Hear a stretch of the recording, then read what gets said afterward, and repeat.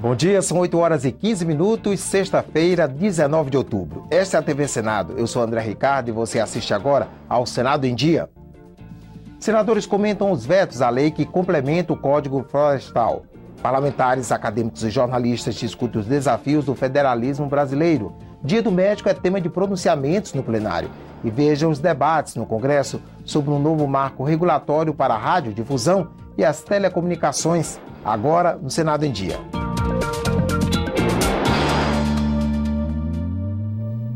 A lei que complementa o Código Florestal, publicada ontem com 9 vetos, foi um dos assuntos do dia no Congresso. Senadores comentaram as mudanças ao texto aprovado no mês passado.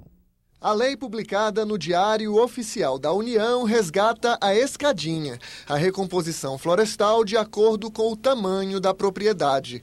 O texto que saiu do Congresso em setembro beneficiava os médios produtores. Nas áreas de 4 a 15 módulos fiscais, a recuperação seria de apenas 15 metros de vegetação. Com o veto, a recomposição volta a 20 metros em terrenos de 4 a 10 módulos. Outro artigo rejeitado permitia novos desmatamentos no Cerrado da Amazônia. O Planalto vetou ainda o item que autorizava o plantio de árvores frutíferas em reflorestamentos. Significa não anistiar, não estimular desmatamentos ilegais e assegurar a justiça social, a inclusão social no campo, em torno dos direitos dos pequenos proprietários e agricultores familiares. O texto do Congresso determinava uma proteção menor para propriedades com rios intermitentes até 2 metros de largura. A recuperação nas margens seria de apenas 5 metros. Dilma Rousseff vetou esse ponto da lei. A oposição criticou as mudanças. Se tem um acordo consensuado, o governo presente em todas as negociações, parece que é fazer uma afronta. Houve 9 vetos, são 9 desrespeitos ao Congresso brasileiro. Os 9 pontos têm que ser derrubados. O Congresso tem quase 2.500 vetos na ordem do dia e mais de 600 ainda precisam ser lidos para entrar na pauta. Temos que obedecer ao tempo de chegada deles aqui. E acredito que eu, pelo menos, não vou ter tempo. Daqui a 3 meses deixaria a presidência da casa e até lá não temos tempo de colocar. O Diário Oficial da União traz ainda um decreto que regulamenta o cadastro ambiental rural e o programa de regularização ambiental. Pelo texto, as multas aplicadas contra quem desmatou ficam suspensas a partir da assinatura de um termo de compromisso. As penas serão convertidas em serviços de preservação e recuperação do meio ambiente. Com a constituição do cadastro e do programa de regularização ambiental, o Brasil vai recuperar uma parte substanciosa daquilo que foi desmatado, legal ou ilegalmente, nas últimas décadas nesse país. Pela internet, o Greenpeace criticou o novo Código Florestal. A ONG coleta assinaturas para propor uma lei de iniciativa popular que proíba novos desmatamentos.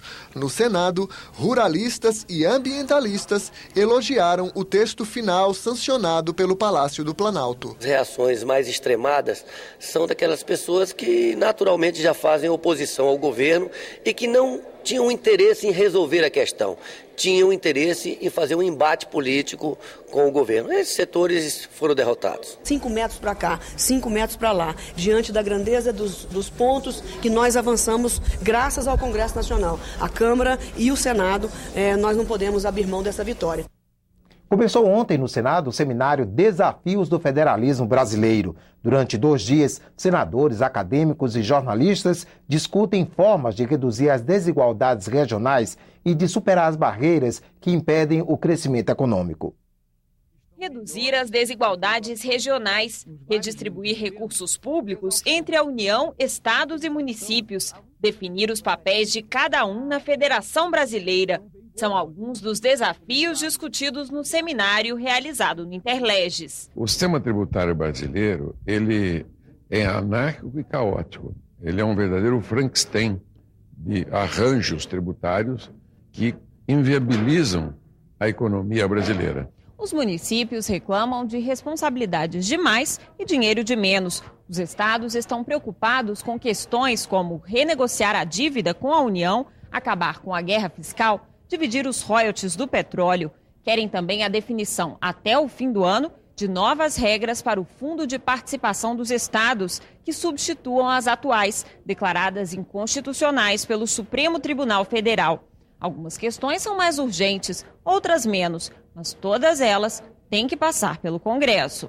O Senado tem se debruçado sobre temas que podem contribuir para o aperfeiçoamento do processo atual e cada vez mais o Congresso Nacional terá que dar uma contribuição mais efetiva a essa agenda e a essa questão que é tão importante para o país. Antes de propor soluções, entender as origens. A professora da Universidade de São Paulo explicou que a estrutura federativa surgiu logo após a independência, do conflito entre as ideias centralizadoras de Dom Pedro e os interesses das elites conservadoras venceram as províncias. É uma sanfona, né? Você alarga, você diminui a autonomia dos estados, alarga, diminui, e sempre quando você centraliza, sempre, historicamente, tem sido em nome de poder fazer reformas, de poder fazer mudanças estruturais no país, sempre numa postura de desconfiança, no sentido de que essas elites regionais não vão fazer essas reformas. De acordo com os cientistas políticos, nos últimos anos, os estados perderam poder. E por causa disso, o Senado também enfraqueceu. Espaço que, segundo eles, precisa ser recuperado num novo pacto federativo. Você perde vantagens que o sistema federativo pode trazer, principalmente coordenação regional, né? Eu acho que você tem mecanismos para pensar coordenações no interior, de políticas no interior do Estado, né?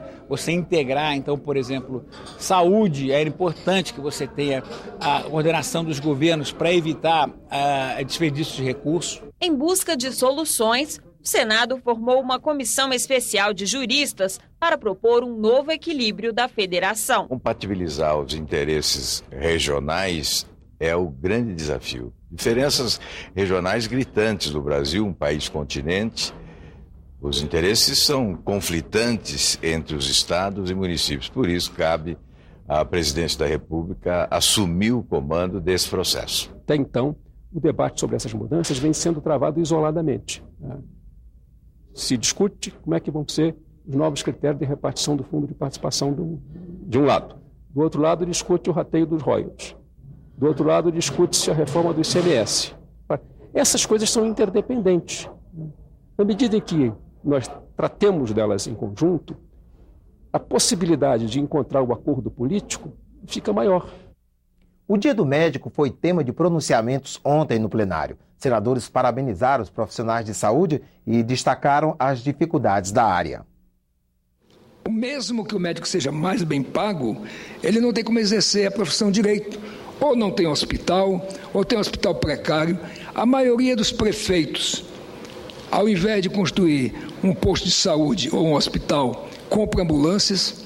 Nós temos um déficit muito grande ainda de médicos e principalmente nas regiões mais distantes, ou interior do país ou dos estados, né? E pela ausência da presença da União e dos estados no financiamento da saúde, os estados deveriam aplicar 12% da receita líquida e não o fazem. Está com a política de gestão do trabalho na saúde para valorizar os profissionais, deixar de lado a precarização via terceirização e de que se amplie a contratação para ocupar cargos, tendo uma carreira e vencimentos adequados para os médicos e demais profissionais da área de saúde. A saúde no Brasil inteiro é problemática, sabemos disso. Não nos conforta esta situação. Precisamos, apesar disso, buscarmos solução, buscarmos meios para resolvermos o grave problema da saúde. E hoje à tarde, às 2h30, o Congresso faz sessão solene para comemorar os 25 anos da Associação Brasileira das Editoras Universitárias. A sessão será transmitida ao vivo aqui pela TV Senado. Ontem, 18 de outubro, foi o Dia Nacional de Luta pela Democratização da Comunicação. No Congresso Nacional e na sociedade, muitos defendem um novo marco regulatório, uma nova lei para o setor. A legislação atual completou meio século neste ano e qualquer mudança exige que sejam ouvidos o governo, empresários e a população, como explica a repórter Glauciene Lara. Um marco para as comunicações no país. O código, à época, ele conseguiu sistematizar e organizar toda a legislação esparsa que estava em vigor relativa a telecomunicações, aí eu digo telefonia, telégrafo, o serviço de telecomunicações à época, e o serviço de radiodifusão, que são os serviços de rádio e televisão abertos. Em 62, quando o CBT foi promulgado, nós tínhamos uma série de serviços de radiodifusão que estavam nascendo, alguns se consolidando, outros nascendo no Brasil, e não havia uma lei que tratasse deles. Então, por exemplo, a televisão estava aparecendo, não tinha nenhuma lei que a regulamentasse. Essa ideia foi reunir numa só lei todos os dispositivos que tratassem do mesmo serviço, que era a utilização da radiofrequência na época. O Código Brasileiro de Telecomunicações define o prazo de 10 anos para as concessões de rádio e de 15 anos para as de TV, mas permite que o tempo seja prorrogado. As empresas de radiodifusão podem ser públicas ou privadas. A programação tem que ter finalidades educativas e culturais e pelo menos 5% devem ser destinados às notícias. No rádio, a transmissão da Voz do Brasil é obrigatória. O código nasceu da demanda dos empresários de rádio e TV nos anos 40. Em 53, virou projeto de lei e o Congresso incluiu normas para a telefonia. Durante os 9 anos em análise no Legislativo, teve relatores ilustres como Ulisses Guimarães, Barbosa Lima Sobrinho e Santiago Dantas. É a partir do código que, por exemplo, se previa ali uma melhor interconexão de redes das operadoras de telefonia, que não havia uma certa disparidade técnica que dificultava a ligação entre as cidades do Brasil, né? Não havia também um sistema brasileiro de radiodifusão, ou seja, essa cobertura nacional de emissoras de rádio e TV, isso não existia antes do código. O código provocou um embate entre o presidente João Goulart e o Congresso.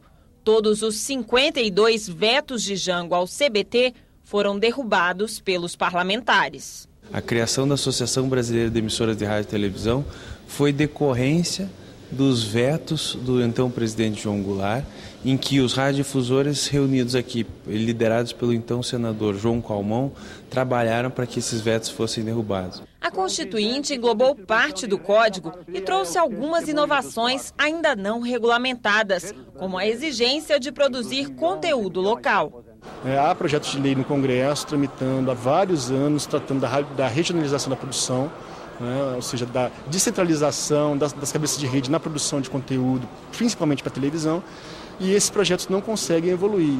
Nos anos 90, as telecomunicações ganharam nova lei e o código passou a valer apenas para o rádio e a TV abertos. Hoje são inúmeras normas para a telefonia móvel, fixa, internet, diversas tecnologias. O professor Murilo Ramos defende um novo marco legal que concentre essas leis. Hoje, que convergência está na boca de todo mundo, como é que você pode pensar uma lei específica para a radiodifusão, outra para a telefonia, outra para Veja bem, não faz nenhum sentido. Mudanças para regulamentar a Constituição de 88 e se adaptar às novas tecnologias, como a TV e o rádio digitais, a TV por assinatura, a internet. É consenso que, após 50 anos em vigor, o Código Brasileiro de Telecomunicações precisa de uma reforma. Mas ainda não há acordo sobre como ela deve ser feita e o que tem de ser modificado. Os empresários querem mudanças pontuais. A espinha dorsal, a essência dele, que existe a divisão entre radiodifusão e telecomunicações, as normativas, essas ainda continuam atuais. E o que tem bastante defasado, que não trata das novas mídias, da tecnologia, isso sim requer uma atualização. Alguns conselheiros pedem a discussão do tema no Conselho de Comunicação Social, órgão auxiliar do Congresso. Mas, segundo o presidente, o novo marco legal só deve entrar na pauta a pedido dos parlamentares. Tenho certeza que ao passar isso, né, na questão do Congresso Nacional, vai surgir também essa necessidade de que seja enviado ao Conselho para se pronunciar. Os governos de Fernando Henrique Cardoso e de Lula tentaram elaborar uma nova lei para a radiodifusão, mas os textos nunca chegaram ao Congresso. O empresariado, claro que ele tem a responsabilidade maior de ter impedido e interditado a discussão o tempo todo, mas os governos também têm que ser responsabilizados pela falta de coragem política de levar essa discussão adiante. De acordo com o secretário de Comunicação Eletrônica, o Ministério pretende fazer uma consulta pública para substituir a lei em vigor, mas admite que o tema não é prioridade no governo. Nós ainda estamos discutindo internamente. Nós não temos consenso nem dentro do Ministério das Comunicações. Não temos condições hoje de levar para a presidenta ou para o Congresso Nacional. O Senado em Dia termina aqui. Daqui a pouco, às 9 horas, você assiste à sessão plenária não deliberativa. Enquanto isso, fique com a nossa programação.